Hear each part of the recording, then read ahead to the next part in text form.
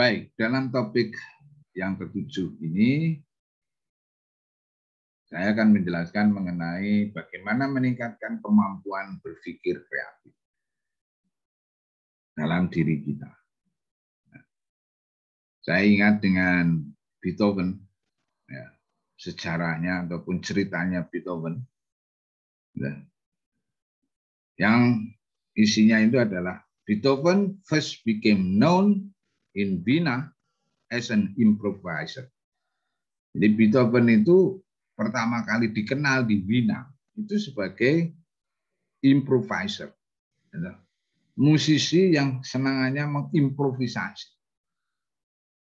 It was 10 years later, 10 tahun kemudian, when he started to write his famous composition, dia mulai untuk menulis komposisi-komposisinya dia yang terkenal.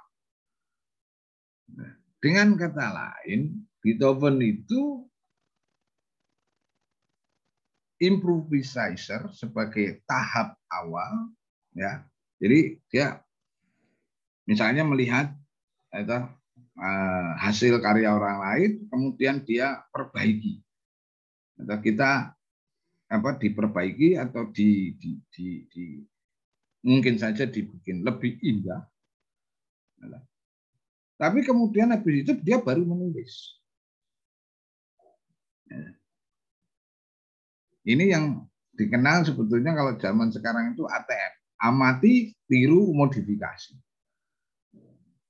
Nah, sesudah punya kemampuan untuk melakukan amati, tiru, dan modifikasi, kemudian baru menciptakan. Demikian juga kemajuan misalnya bangsa Jepang. Awalnya dia meniru dari angkatan lautnya Inggris, angkatan daratnya Amerika, industrinya Jerman. Demikian juga Taiwan dulu kalau tidak salah. Kemudian Cina juga demikian. Jadi kalau kita ingin ingin meningkatkan diri, ya, meningkatkan kemampuan kita, nah, tidak ada salahnya kita memulai dari tahapan ATM itu, amati, tiru, modifikasi, sebelum kita punya kemampuan untuk menciptakan. Nah, bagaimana kita meningkatkan keterampilan kreativitasnya kita? Ini ada beberapa cara ataupun beberapa games gitu, yang bisa kita pelajari ataupun kita praktekkan. Misalnya ada yang namanya tantangan bulatan, the circle challenge. Nah, kita bikin 20 lingkaran. Dari lingkaran itu kita harus menuliskan atau menggambar sesuatu yang yang unik sehingga menjadi sesuatu dari 20 gambar ini yang berbeda-beda dalam waktu 30 detik. Nah, semakin kita cepat untuk bisa membedakan, maka otak kita semakin terlatih untuk berpikir cepat dan kreatif. Atau yang kedua, biasakan juga kita menggunakan coretan-coretan. Jadi kalau kita mendengarkan sesuatu, ya, atau melihat sesuatu, dengan cepat kita coret. Kita bikin coretan-coretan. Coretan-coretan itu bukan soal bagus dan tidak bagus ataupun menggambar loh ya, tapi menggambarkan apa yang kita tangkap. Nah, ini melatih kita untuk ingat, oh tadi yang saya coret-coret itu adalah berkaitan sama ini. Sehingga kita bisa tahu letak-letaknya ataupun komposisinya ataupun strukturnya. Ini membuat kita tambah kreatif. Yang ketiga ya harus senang baca, ya. Senang baca itu bisa baca apapun ya, tidak selalu harus buku tebel-tebel itu enggak, tapi juga kalau kita di internet itu membaca cepat, artikel-artikel pendek juga enggak apa-apa, tapi biasakanlah untuk membaca. Karena membaca ini akan melatih mental kita. Nah, kaitannya sama membaca adalah sering menulis. Jadi sering menuliskan sesuatu. Entah itu dalam satu kalimat pendek, kalimat panjang, atau dalam steno, dalam grafik. Ya. Jadi coretan, membaca, menulis ini apa ya? Itu membuat kita cepat atau terampil untuk kreatif. Ya. Ya, tentunya yang kelima adalah harus sering-sering kita berolahraga ya, exercise, karena fisik dan mental itu terkuatkan. Ya, kita tidak bisa berpikir kreatif kalau fisik kita tidak sehat atau mental kita yang tidak sehat. Ya, jadi 5 ini meningkatkan keterampilan kreativitasnya kita. Nah, ada 9 cara untuk menjadi kreatif. Ya, yang pertama itu adalah doodle something. Ya, senangannya nyoret-nyoret. Ya. Nah, nyoret-nyoret ini membuat kita ini apa? Aware, selalu ada, ya, selalu terlibat dan bisa meningkatkan memorinya kita. Ya, coret-coret aja. Ya tadi itu, coret-coret, ya, kemudian menulis, kemudian dibaca lagi, difikirkan lagi. Nah, lalu yang kedua itu adalah sign up for class in something you never done before.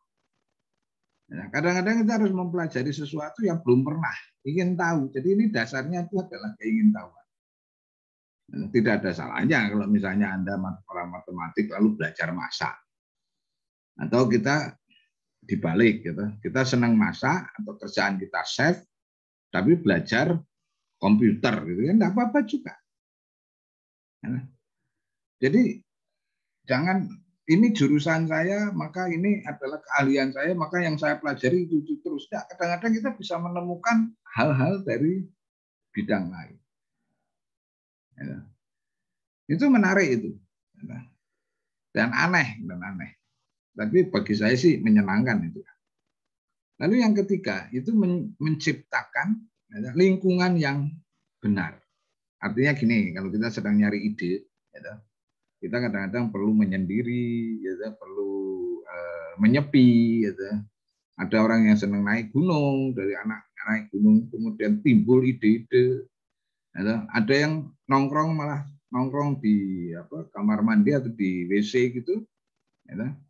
Nah, ini lingkungan yang kita bisa menimbulkan ide-ide ataupun insight ataupun pemikiran-pemikiran yang kadang-kadang luar biasa.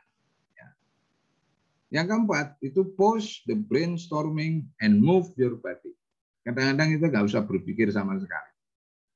Ya, jadi berhentikan cara berpikir, lalu nikmati fisiknya kita, jalan-jalan, traveling. Ya. Yang kelima, start a sketchbook. Jadi mulai untuk membuat coretan-coretan atau catatan-catatan di bukunya kita. Ada yang senangannya buku kecil, buku saku itu, coret-coret. Ada yang senangannya buku gambar, pokoknya ada tempat untuk nyoret-nyoret. Ya. Dan ini seringkali begitu kita baca kembali atau kita lihat ulang kembali, maka kita ingat, oh pernah memikirkan ini. Ya. Yang keenam itu adalah keep toys on your desk. Ya, jadi meletakkan mainan-mainannya kita itu di mejanya kita. Nah, ada yang senang mobil ya, naruh mobil-mobilan kecil di situ. Ada yang senang gambar, ya. Ada yang senang mainan yang box itu. Ya. Apapun yang Anda sukai. Karena kemudian apa yang Anda sukai itu bisa memercikkan ide baru. Yang ketujuh itu adalah engage in flash fiction. Kadang-kadang kita harus terkait ataupun membaca ataupun nonton ya hal-hal yang fiction, entah itu film, entah itu komik, entah itu video. Ya. Ini akan merangsang otaknya kita untuk berpikir kreatif. Nah, dan yang kedelapan adalah cobalah itu tadi kayak 30 lingkaran. Nah, ini bagaimana menjadi sesuatu. Yang ke-9 itu adalah dengan cara role play. Role play itu bermain peran. Jadi di otaknya kita itu seandainya saya jadi presiden. Lalu saya akan berbicara dengan para menteri saya mengenai bagaimana Indonesia di kemudian hari terkait dengan teknologi. Jadi di pikirannya kita itu ada bayang-bayang bagaimana dialog itu terjadi. Misalnya dengan soal kebijakannya, soal teknologi apa yang dipilih, apa impact-nya atau dampaknya bagi masyarakat, apa yang harus kita lakukan, apa yang harus kita persiapkan, bagaimana melakukan ini, mengapa begini, mengapa begono, kapan itu, dan selanjutnya. Jadi menggunakan pertanyaan-pertanyaan yang simple. Apa, di mana, kapan, siapa, bagaimana, dan berapa biayanya. 4W5H, 4W1H, atau 2H. Ya. Atau bisa juga dengan mempertanyakan, mengapa 5 kali. Di 5 kali bertanya mengapa, sehingga kita menukik. Ya. Atau menggunakan brainstorming. Jadi role play yang menggunakan brainstorming. Ya. Jadi ini adalah 9 cara untuk menjadi lebih kreatif. Ya. Latihan-latihan ini semakin kita sering kita lakukan, maka semakin terasa pemikirannya kita. Baik, jadi itu saja yang bisa disampaikan. Mudah-mudahan bermanfaat dan cobalah. Terima kasih.